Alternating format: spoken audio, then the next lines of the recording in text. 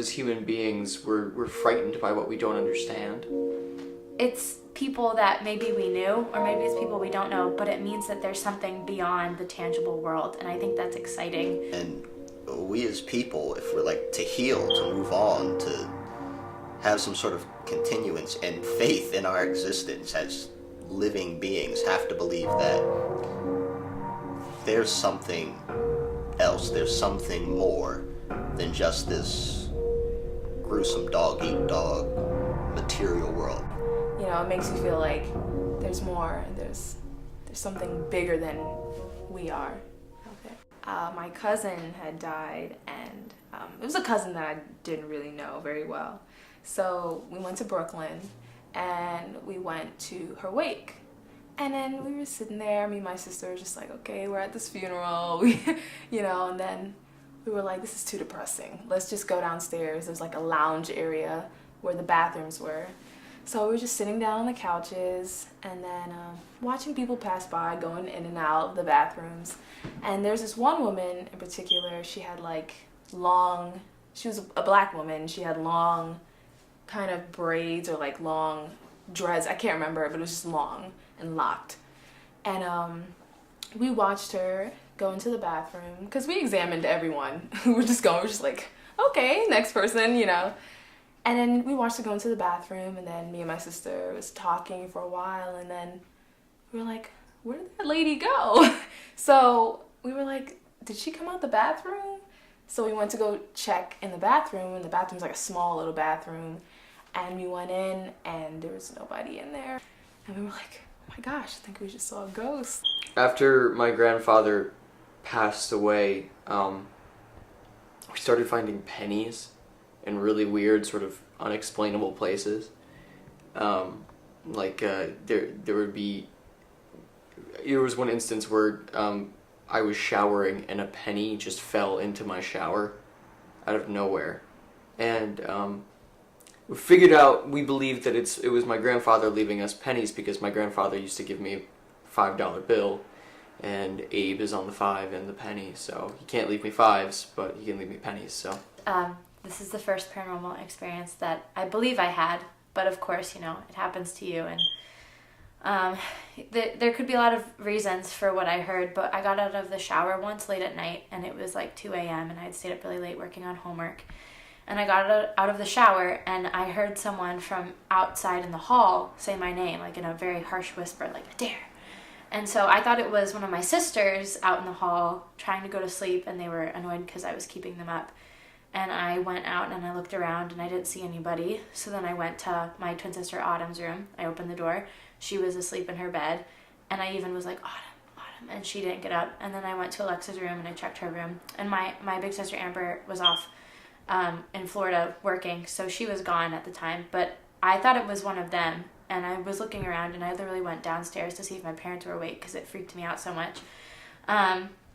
But I don't know who it was. Maybe it was an old family member. Maybe it was a different spirit that I didn't know trying to get in contact with me. But I firmly believe that someone was trying to contact me, and I don't know who it was. But when I told my sisters, they didn't believe me. But I know what I heard. All my life I had kind of been a dabbler in the occult, and fairly recently I came across the summoning in a book called The Gosha of a spirit named Boone, which is good for finance matters. And I figured, well, finance, everybody needs a little help with finance. So I set everything up. I got the seals and everything ready, and I dimmed the lights, lit the candles and incense, went through the whole invocation, song and dance, and I thought nothing happened. Actually, a story that my parents told me when they were sort of explaining ghosts to me when I was little, and it was that when my dad was really young, his grandmother lived with him, and lived with his family, and every night in the middle of the night she'd walk up the stairs to get herself a glass of water, and she'd walk back down the stairs. And eventually she died. But every night after she died, he would still hear someone walking up the stairs. 2 winter breaks ago. I was sleeping in my bed, and I had a very strong sensation that someone had entered my room. And it was that moment where you're like half awake and half asleep. And I remember turning and looking over, and this little white dog, like a Maltese, jumped up on my bed, and it came over and was like licking my face. And I saw this woman with white hair walk into my room, walk around the bed, and put her hand on my shoulder while I was like laying there. And just as I'm getting ready to read the end of the ritual, which is kind of a dismissal in case anything doesn't happen, and just to make sure, it got really quiet.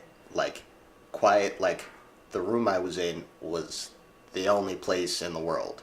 Like, I couldn't hear anything else. I couldn't hear anything happening outside. I couldn't hear anything happening outside the room.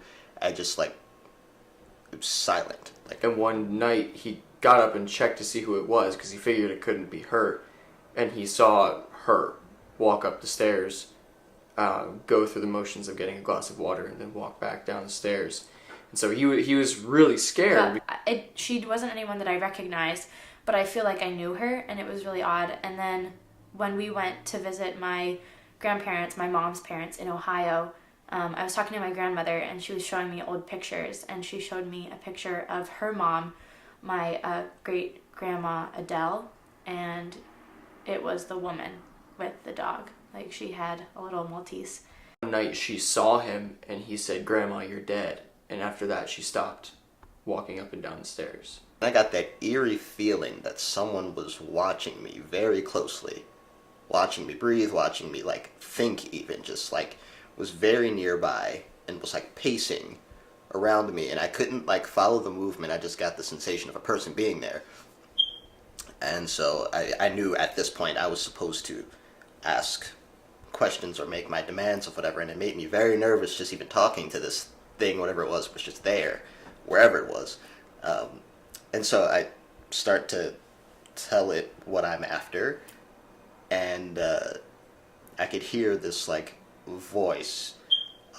It was really low, almost inaudible, very soft, but very stern. Like, listening very actively, saying, "Okay, no, not possible, think of something else." And we finally settled on an agreement. And then, politely I said thank you and read the dismissal, and within a matter of moments, life seemed to pour back into the room. The reason that we tell each other ghost stories is because of it's shared experience, and it's sort of like finding a collective way to explain the unexplainable, because as human beings we're frightened by what we don't understand. So we share these stories so that someone else can make sense of them, or so that we can make sense of them together. In a way, it's scary, but it's comforting at the same time to know that there's another world unseen that may be real, you know. And it gives you like this feeling like maybe this world isn't so plain and isn't so like, okay, I get older, I get married, and I have children, and that's my life, and then I die. You know, it makes you feel like there's more, and there's something bigger than we are. I think it's kind of exciting because it's not, they're not necessarily tangible, you know. They're these it's also comforting in a way to tell ghost stories to one another, because it's people that maybe we knew, or maybe it's people we don't know, but it means that there's something beyond the tangible world, and I think that's exciting. And it's exciting because it can be scary, or it can be comforting, or it can just be unexplainable. Ever since then, I've just kind of been really on easy terms with that sort of activity. Like, definitely don't go there unless that's what you want to do and you're ready for what comes out, because it's gonna come out. Somebody's gonna answer that phone call. In a way, it's sort of a bonding experience. It's a lot like how we sort of just need the comfort of another person in times of distress. And And we tell these stories to heal, to grow, to expand, to imagine, to make sure our life doesn't stop at the boundaries of our physical bodies, to make sure that when this thing expires, there's a hope that we can continue on. I mean, we tell these stories out of fear just as much as we tell them out of hope.